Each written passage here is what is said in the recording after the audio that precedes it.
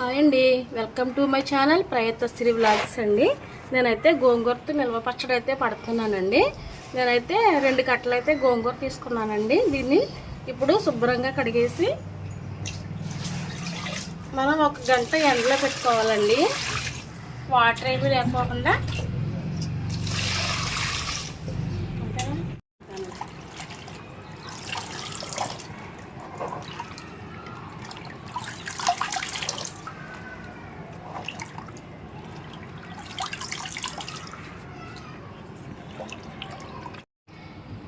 గోంగూర అయితే శుభ్రంగా కడిగేసుకున్నాం కదండి.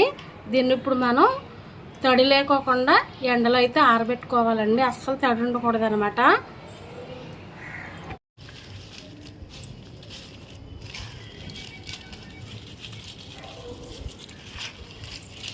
గోంగూర అయితే ఎండలో అయితే ఆరబెట్టేసుకుంటున్నారండి. చూస్తున్నారు కదా.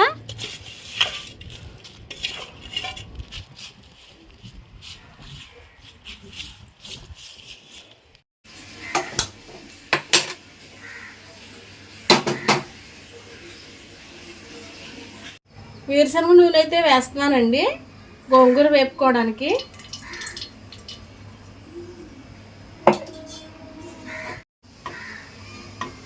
గోంగూర అయితే వేసేస్తున్నానండి నూనెలో.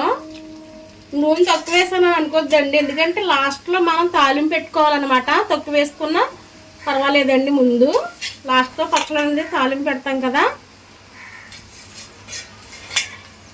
నిలవ ఉంటుందండి పచ్చడి, ఒక 5-6 నెలలైనా నిలవ ఉంటుంది ఇది.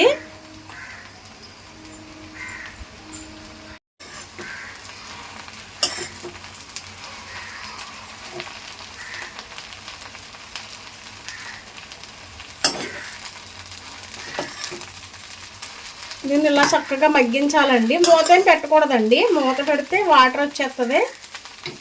మూత పెట్టుకోకుండా ఇలాగ చక్కగా కలుపుకొని మగ్గించుకోవాలన్నమాట నూనెలో. ఈ పచ్చడికి అయితే చింతపండు అయితే తీసుకున్నానండి. ఇదైతే సరిపోతుంది 2 కట్టలకి.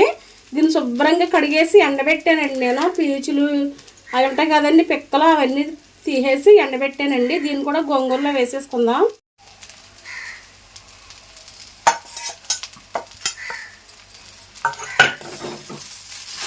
ఇది కూడా బాగా వేపుకోవాలండి.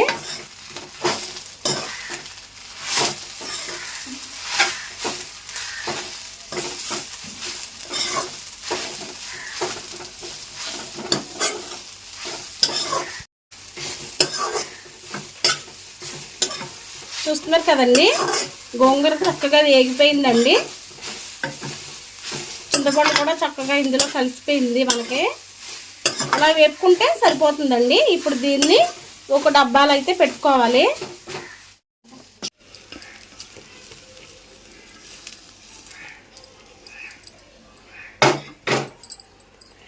ఇప్పుడు ఈ డబ్బాలో వేస్తాం కదండి. దీనికి సరిపడా సాల్ట్ అయితే వేస్తున్నాను. కళ్ళుప్పు ఉంటే కళ్ళుప్పు అయినా వేసుకోవచ్చండి. నా దగ్గర కళ్ళుప్పు లేదు. దీనికి సరిపడా సాల్ట్ అండి.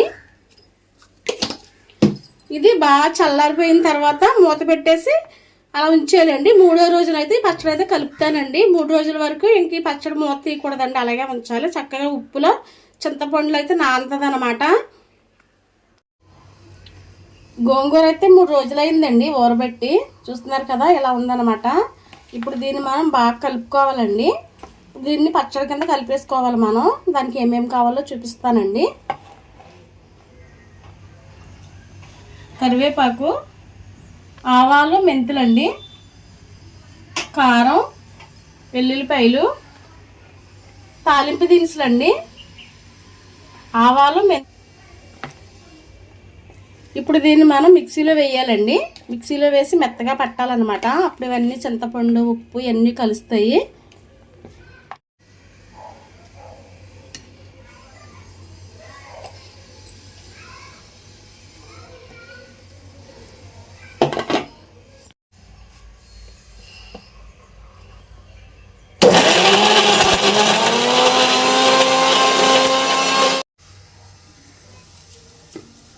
మిక్సీ అయితే వేస్తానండి గోంగూర. చూస్తున్నారు కదండి, బాగా మెత్తగా వేసేసుకోకూడదండి. ఇలా కొంచెం బరకబరకగా ఉండాలి. అప్పుడే పచ్చడి బాగుంటుంది అనమాట. అసలు వాటర్ ఏమీ వేయలేదండి, నేను ఎలా నానబెట్టిన గోంగూర అలాగే వేసేసాను మిక్సీలో. ఆవాలు మెంతులండి, ఇదైతే పొడి చేసుకోవాలి.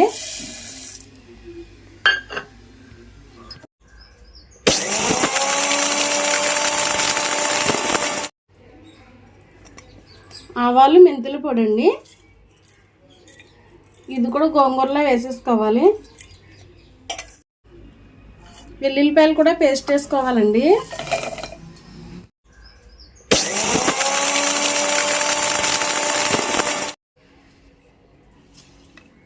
ఆవపిండి మెంతిపిండి కూడా వేస్తాను కదండి.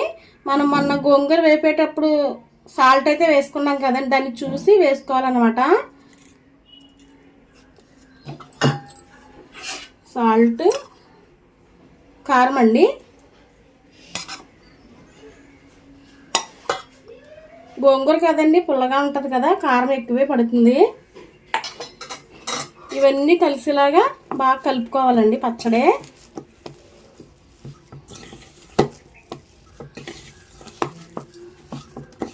ఈ పచ్చడి చాలా బాగుంటుందండి, నిలవ కూడా ఉంటుంది అనమాట.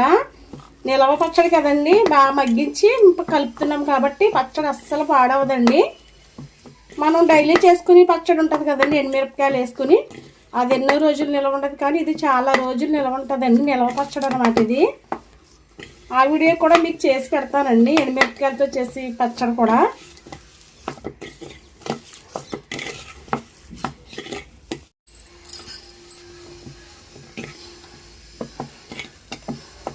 చూస్తున్నారు కదండి నేను ఎలా కలుపుతున్నాను.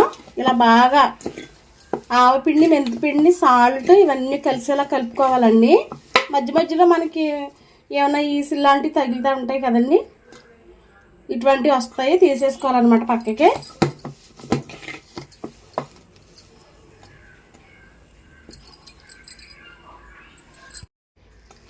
అన్నీ సరిపోయినాయండి, ఉప్పు కారం పులుపు అన్నీ కరెక్ట్గా సరిపోయినాయండి నేను వేసినవి.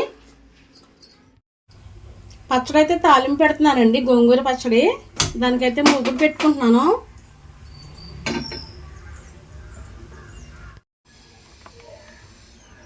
వేరుశనగ నూనె అయితే వేస్తున్నానండి పచ్చడి తాలింపుకి.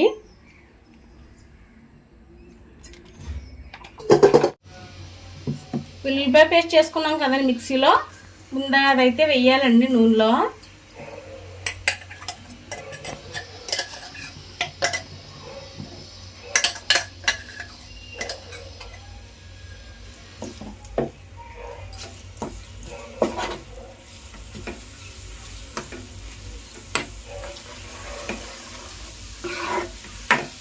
వెల్లుల్లిపాయ పేస్ట్ పచ్చడి మంచి టేస్ట్ వస్తుందండి, చాలా బాగుంటుంది అనమాట. తాలింపులు కూడా వేసేస్తున్నానండి ఇందులో. ఆవాలు మెంతులు, ఎండుమిరపకాయలండి,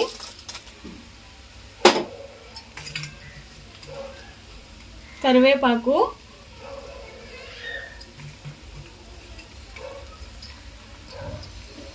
ఇవి చక్కగా వెల్లుల్లిపాయలు చక్కగా కలర్ షేడ్ వచ్చే వరకు వేపుకోవాలండి. మంచి స్మెల్ వస్తుంది కదా తాలింపు, వెల్లుల్లిపాయ స్మెల్. ఇలా పెట్టుకుంటే పచ్చడి చాలా టేస్టీగా ఉంటుందండి.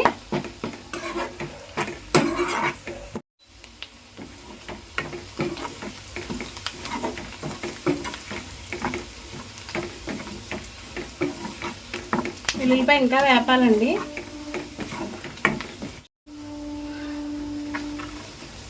ఇలా కలుపుకుంటూ వేపాలండి తాలింపు, అప్పుడే ఈక్వల్గా అన్ని చక్కగా వేగుతాయి అన్నమాట.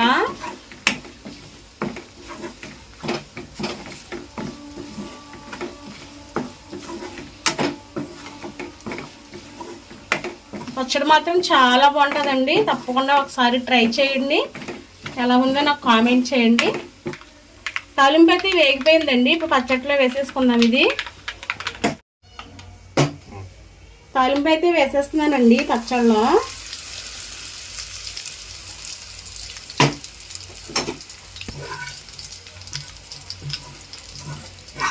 ఇప్పుడు ఈ తాలింపు అంతా పచ్చడికి కలిసేలాగా కలుపుకోవాలండి. మొత్తం తాలింపు పచ్చడి చక్కగా కలుపుకుంటే మంచి టేస్ట్ వస్తుంది అనమాట.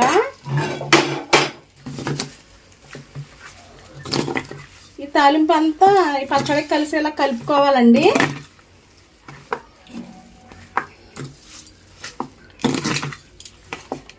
పెట్టి కూడా కలుపుకోవచ్చండి, కానీ వేడిగా ఉంది కదా నేను అందుకే గట్టితో కలుపుతున్నాను.